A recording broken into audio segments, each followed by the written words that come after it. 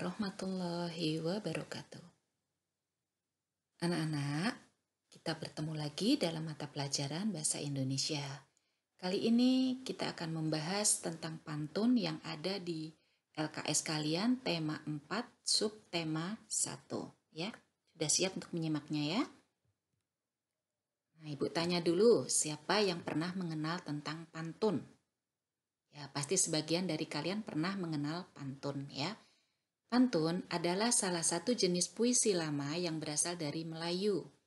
Biasanya pantun berisi curahan yang digunakan untuk mengungkapkan perasaan mengenai peristiwa atau kejadian yang dialami seseorang.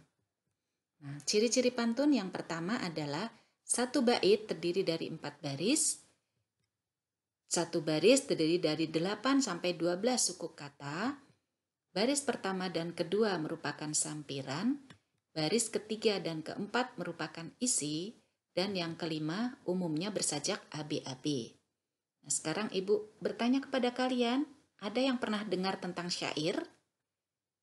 Apa beda antara pantun dan syair? Nah, Ibu jelaskan ya. Syair itu merupakan puisi lama juga yang berasal dari Melayu. Perbedaan dengan pantun itu ada di dalam sampiran dan isinya. Kalau pantun ada sampiran dan isi, sementara dalam syair itu satu bait terdiri dari 4 baris yang semuanya merupakan isi. Jadi 4 barisnya itu adalah isi dari perasaan si penulisnya. Dan sajaknya kalau dalam syair adalah AA, AA. Sudah tahu ya bedanya sekarang antara pantun dan syair? Ya, sekarang Ibu akan jelaskan tentang pantun lagi ya, yang dibagi menjadi 2 bagian-bagian pantun. Yang pertama ada sampiran dan yang kedua ada isi. Sampiran adalah kata-kata dalam 2 baris pertama atau baris pertama dan kedua di setiap bait pantun. Sementara isi adalah kata-kata dalam 2 baris terakhir atau baris ketiga dan keempat di setiap bait pantun. Ya. Sekarang kita lihat contoh pantun berikut. Nah, Ibu bacakan ya. Bersinar terik matahari, bagai api panas membara.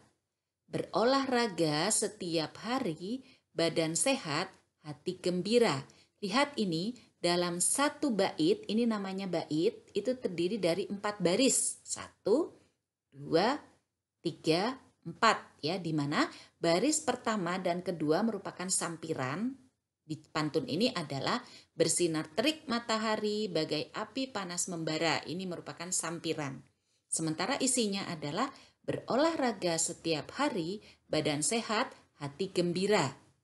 Nah, sekarang suku katanya. Lihat, suku katanya bersinar terik matahari. Ada 9 suku kata. Kemudian yang baris kedua, bagai api panas membara. 9 suku kata juga ya.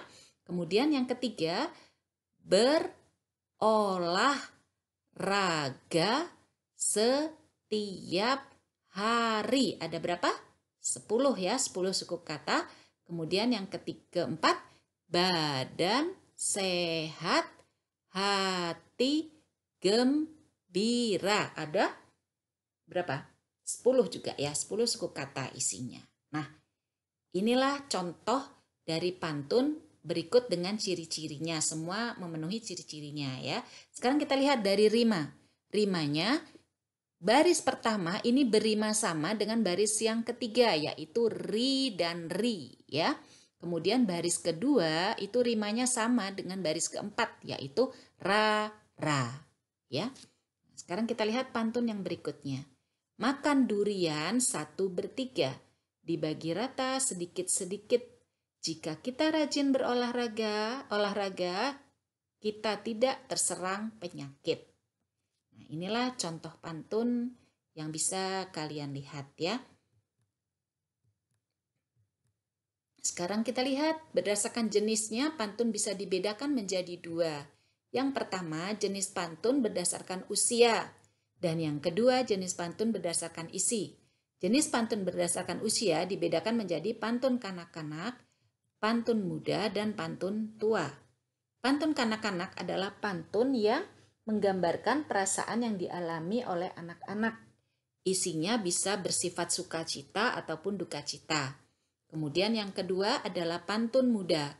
Pantun muda adalah pantun yang menggambarkan kehidupan remaja atau orang dewasa. Ya, sementara pantun tua adalah pantun yang berisi tentang pengajaran dari orang tua kepada orang yang lebih muda. Biasanya berisi tentang nasihat atau sindiran. Nah, sekarang kita bahas jenis pantun berdasarkan isi. Yang pertama ada pantun jenaka. Pantun jenaka adalah pantun yang berisi tentang hal-hal lucu yang membuat tertawa yang mendengarnya atau membacanya, ya. Kemudian yang kedua ada pantun nasihat. Pantun nasihat adalah pantun yang berisi nasihat kepada seseorang, ya. Kemudian yang ketiga adalah pantun teka-teki. Pantun teka-teki adalah pantun yang berisi tentang pertanyaan yang bisa dijawab. Pantun teka-teki ini biasanya digunakan oleh anak-anak dalam bermain tebak-tebakan. Kemudian yang keempat ada pantun kiasan. Pantun kiasan adalah pantun yang berisi tentang perumpamaan atau pengibaratan. Ya. Nah, kemudian kita akan bahas bagaimana cara membuat pantun. Yang pertama kita buat dulu isi pantun berdasarkan tema atau pesan yang ingin disampaikan.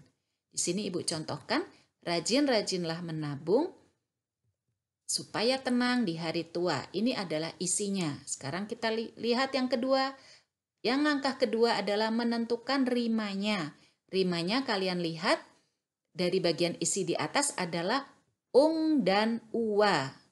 Ya, setelah ketemu rima dari bagian isi, kalian baru mencari sampiran berdasarkan rima dari bagian isi sehingga pantun tersebut menjadi bersajak AB.